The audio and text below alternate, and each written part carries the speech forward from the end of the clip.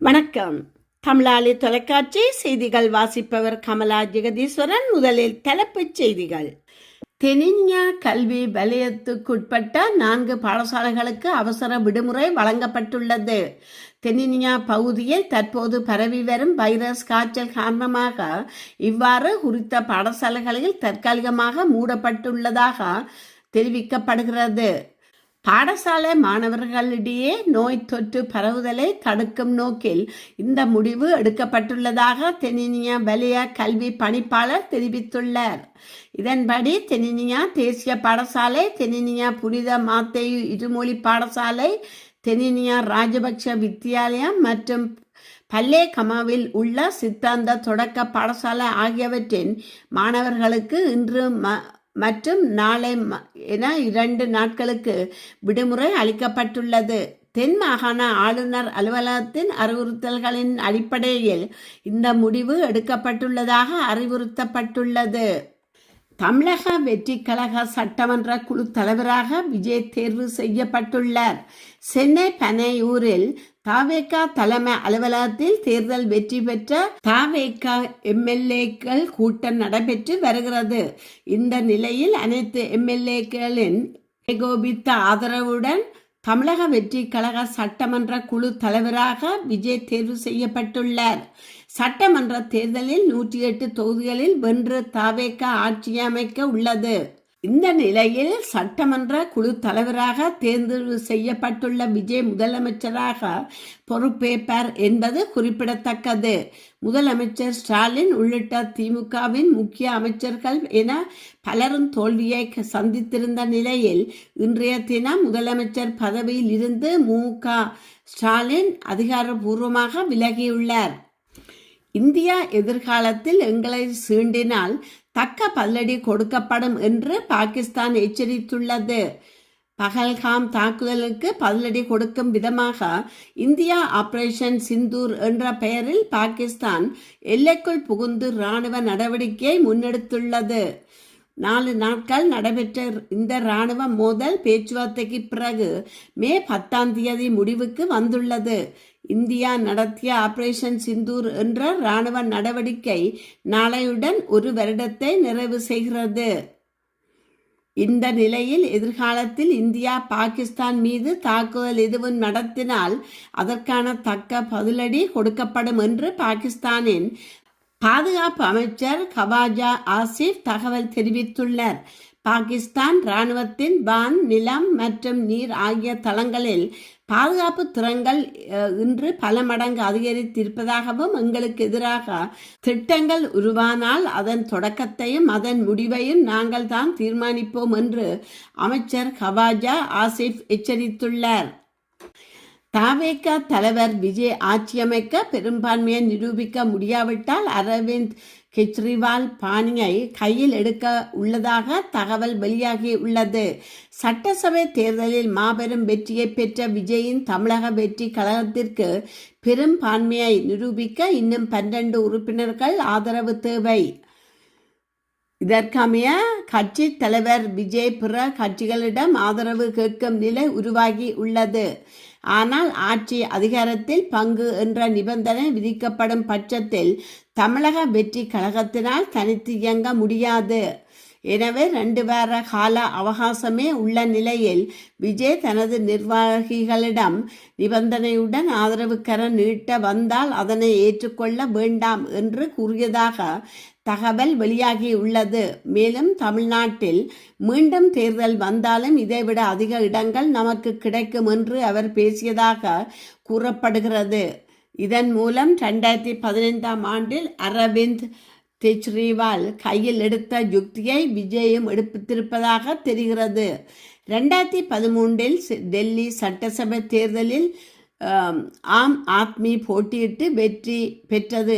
ஆனால் ஆட்சியமைக்க பெரும்பான்மை கிடைக்காத நிலையில் காங்கிரஸ் கட்சி ஆதரவுடன் ஆட்சி அமைத்தது. பின்னர் ஜன லோக்பால் மசோதாவை சட்டசபையில் நிறைவேற்ற முடியாமல் போனதால் அரவிந்த் கெஜ்ரிவால் பதவி விலகினார். ஆனால் 2015 மீண்டும் நடைபெற்ற தேர்தலில் அவர் கட்சி தனித்து போட்டியிட்டு வெற்றி ஆட்சியை பிடித்தது. தமிழக திரையுலகின் முன்னணி தயாரிப்பாளரும் சூப்பர் குட்ஸ் பிலிம் நிறுவனத்தின் அதிபருமான ஆர்.பி. சௌத்ரி ராஜஸ்தான் மாநிலம் உதய்பூர் அருகே நிகழ்ந்த கார் விபத்தில் இன்று காலமானார். இவருடைய மறைவு செய்தி ஒட்டுமொத்த தென்னிந்திய திரையுலகம் அதிர்ச்சியில் ஆழ்த்தியுள்ளது. சம்பவம் குறித்து தெரிய வருவதாவது, தனது சொந்த வேலை நிமித்தமாக ராஜஸ்தான் மாநிலத்துக்கு சென்றிருந்த ஆர்.பி. சௌத்ரி உதய்பூர் அருகே காரில் பயணித்துக் கொண்டிருந்த போது எதிர்பாராத விதமாக வீதி விபத்தில் சிக்கியுள்ளார். அவர் பயணித்த கார் மோதலுக்கு உள்ளானதில் அவருக்கு பெரிய அளவிலான வெளிக்காயங்களோ அல்லது இரத்த காயங்களோ ஏற்படவில்லை என்று கூறப்படுகிறது. எனினும் விபத்தின் போது ஏற்பட்ட மிக கடுமையான அதிர்ச்சியின் காரணமாக அவருக்கு திடீரென மாரடைப்பு ஏற்பட்டுள்ளது. உடனடியாக அருகில் இருந்த வைத்தியசாலைக்கு அவர் கொண்டு செல்லப்பட்ட போதிலும் சிகிச்சை பலனின்றி அவர் உயிரிழந்துள்ளதாக வைத்தியர்கள் உறுதிப்படுத்தியுள்ளனர். ஆர்.பி. சௌத்ரி அவர்கள் தமிழ், தெலுங்கு, மலையாளம் மற்றும் இந்தி மொழிகளில் 90க்கும் மேற்பட்ட திரைப்படங்களை தயாரித்தவர். விஜயகாந்த், சரத்குமார், விஜய், அஜித் போன்ற முன்னணி நடிகர்களின் ஆரம்பகால வெற்றி படங்களை தயாரித்த பெருமை இவருக்குண்டு. குறிப்பாக பூவே உனக்காக, சூரியவம்சம், துள்ளாத மனமும் துள்ளும் போன்ற பல மெகா ஹிட் படங்களை வழங்கியுள்ளார். இவருடைய புதல்வர்கள் ஜீவா மற்றும் ஜித்தன் ரமேஷ் ஆகிய இருவரும் தமிழ் திரையுலகில் நடிகர்களாக புகழ்பெற்றவர்களாக திகழ்ந்து வருகிறார்கள். ஆர்.பி. சௌத்ரி அவர்களின் உடல் உதய்பூரில் இருந்து சென்னைக்கு கொண்டு வருவதற்கான ஏற்பாடுகள் தீவிரமாக நடைபெற்று வருகின்றன. இந்த நிலையில் இவருடைய மறைவுக்கு துறையினர், அரசியல் தலைவர்கள் மற்றும் ரசிகர்கள் தங்களது ஆழ்ந்த இரங்கலை தெரிவித்து வருகின்றனர். ஆட்சி அமைக்க விஜய்க்கு அழைப்பு விடுக்காதது குறித்து ஆளுநர் தரப்பில் விளக்கமளித்துள்ளார். 2026ஆம் ஆண்டு தமிழ்நாடு சட்டமன்ற தேர்தலில் 108 தொகுதிகளில் வெற்றி பெற்று தனிப்பெரும் கட்சியாக உள்ளது விஜயின் தமிழக வெற்றி கழகம். ஆட்சி அமைக்க பெரும்பான்மைக்கு 118 எம்எல்ஏக்கள் தேவை என்னும் நிலையில் 5 எம்எல்ஏக்களை கொண்ட காங்கிரஸ் கட்சி நேற்று தவேகாவிற்கு தனது ஆதரவை வழங்கியது. மேலும் பிசிக மற்றும் கம்யூனிஸ்ட் கட்சிகளிடம் ஆதரவு கோரப்பட்ட நிலையில் சேர்க்க குழுவில் விவாதித்து நாளை முடிவை அறிவிக்க உள்ளதாக தெரிவித்துள்ளன.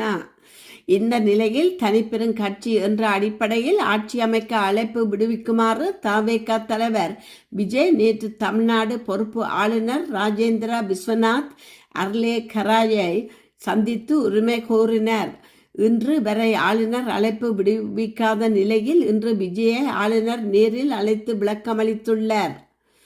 இந்த சந்திப்பின் போது தற்போது 113 எம்எல்ஏக்கள் மட்டுமே உள்ளதாகவும் பெரும்பான்மைக்கு 118 எம்எல்ஏக்கள் தேவை என்பதால் அழைப்பு விடுவிக்கவில்லை எனவும் தெரிவித்ததாக ஆளுநர் விஜயிடம் விளக்கமளித்துள்ளார்.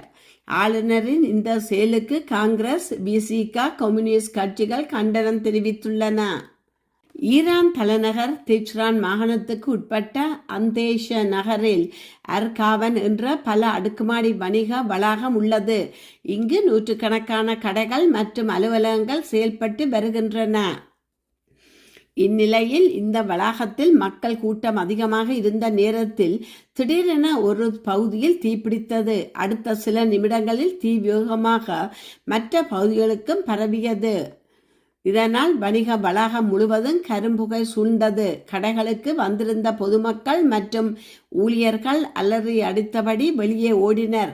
பின்னர் புகையினால் மூடப்பட்ட மூச்சுத்திணறல் மற்றும் தீயின் கோரப்பிடியில் சிக்கி 11 பேர் சம்பவ இடத்திலேயே உடல் கருகி பலியானார்கள். தகவல் அறிந்த விரைந்து வந்த தீயணைப்பு வீரர்கள் நீண்ட நேரம் போராடி தீய கட்டுப்பாட்டுக்குள் கொண்டு வந்தனர். இந்த விபத்தில் படுகாயம் அடைந்த 41 பேர் உடனடியாக மீட்கப்பட்டு சிகிச்சைக்காக அனுமதிக்கப்பட்டுள்ளனர். அவர்களில் சிலரது நிலைமை கவலைக்கிடமாக இருப்பதாக கூறப்படுகிறது. இந்த தீ விபத்துக்கான காரணம் குறித்து ஈரான் அதிகாரிகள் தீவிர விசாரணை நடத்தி வருகின்றனர். மின் கசிவு காரணமாக தீ விபத்து ஏற்பட்டதா அல்லது பாதுகாப்பு விதிமுறைகள் மீறப்பட்டதா என்ற பல்வேறு கோணங்களில் விசாரணை நடைபெற்று வருகிறது. தற்போது அமெரிக்காவுக்கும் ஈரானுக்கும் இடையே கடந்த 3 வாரங்களாக போர் நிறுத்த ஒப்பந்தத்தில் அமலில் உள்ளது. எனவே இந்த தீ விபத்துக்கும் போர் பதற்றத்துக்கும் எந்தவித தொடர்பும் இல்லை என்று அதிகாரிகள் உறுதிப்படுத்தியுள்ளனர். விஜயன் தவேக முதல் தேர்தலிலேயே 108 தொகுதிகளை கைப்பற்றி தனிப்பெரும் கட்சியாக உருவெடுத்துள்ளது. ஆனாலும் 233 தொகுதிகளில் 118 இடங்களில் வெற்றி பெற்றால்தான் ஆட்சி அமைக்க முடியும் என்பதால் தவேகவிற்கு தனி பெரும்பான்மை கிடைக்கவில்லை என்பதுடன் தவேக ஆட்சி அமைக்க யார் ஆதரவு தருவார்கள் எனும் கேள்வி எழுந்துள்ளது. பெரும்பூர் மற்றும் திருச்சி கிழக்கு என 2 தொகுதிகளில் வெற்றி பெற்ற தவேக தலைவர் விஜய் ஒன்றை விட்டு கொடுக்க வேண்டும். எனவே திருச்சி கிழக்கு தொகுதி சட்டமன்ற உறுப்பினர் பதவியிலிருந்து விலகி சென்னை பெரும்பூர் தொகுதி சட்டமன்ற உறுப்பினராக விஜய் தொடர இருப்பதாக கூறப்படுகிறது. தவேக தலைவர் விஜய் சென்னை நீலாங்கரையில் வசித்து வருகிறார். எனவே அவர் அடிக்கடி வந்து செல்லும் வகையில் பெரும்பூர் தொகுதியே அருகில் இருப்பதால் அந்த தொகுதியில் அவர் தொடர விரும்புவார் என்று கூறப்படுகிறது. இதற்கமைய லால்குடி தொகுதியில் தோல்வியடைந்த கூனப்பானா கிருஷ்ணன் திருச்சி கிழக்கு தொகுதியில் போட்டியிட வாய்ப்புள்ளது. இஸ்ரேல் போர் நிறுத்தம் கடந்த ஏப்ரல் 17 அன்று வாஷிங்டனில் எட்டப்பட்டது. இருப்பினும் லெபனான் மீதான தாக்குதல்களை இஸ்ரேல் தொடர்ந்து நடத்தி வருகிறது. இந்த சூழலில் லெபனானின் நிலை கொண்டுள்ள இஸ்ரேல் படை வீரர்கள் லெபனானில் உள்ள பொதுமக்களின் சொத்துக்களை சேதப்படுத்துவதும் கொள்ளையடிப்பதும் தொடர்பான வீடியோக்கள் தொடர்ந்து வெளியாகி வருகின்றன. வீரர்கள் தற்பெருமைக்காக அவர்களே அதை வீடியோ எடுத்து வெளியிட்டு வருகின்றனர். அண்மையில் லெபனானின் தெபல் நகரில் இஸ்ரேல் இராணுவ சீருடையுடன் வீரர் ஒருவர் இயேசு கிறிஸ்து சிலையை அடித்துடைத்த வீடியோ வைரலானது. இந்நிலையில் அதே தெபல் நகரில் இஸ்ரேலிய இராணுவ வீரர் ஒருவர் கன்னி மரியாளின் சிலையை அவமதிக்கும் புகைப்படம் வெளியாகி சர்வதேச அளவில் கண்டத்தை ஏற்படுத்தியுள்ளது. சமூக வலைத்தளங்களில் பரவி வரும் ஒரு புகைப்படத்தில் இஸ்ரேலிய இராணுவ வீரர் ஒருவர் கன்னி மரியாள் சிலையின் வாயில் சிகரெட் வைத்து அவமதிப்பது போன்ற காட்சிகள் பதிவாகி உள்ளன. சம்பந்தப்பட்ட வீரர் அடையாளம் காணப்பட்டால் அவர் மீது கடுமையான நடவடிக்கை எடுக்கப்படும் என்று இஸ்ரேலிய இராணுவம் தெரிவித்துள்ளதாக டைம்ஸ் ஆப் இஸ்ரேல் பத்திரிகை செய்தி வெளியிட்டுள்ளது.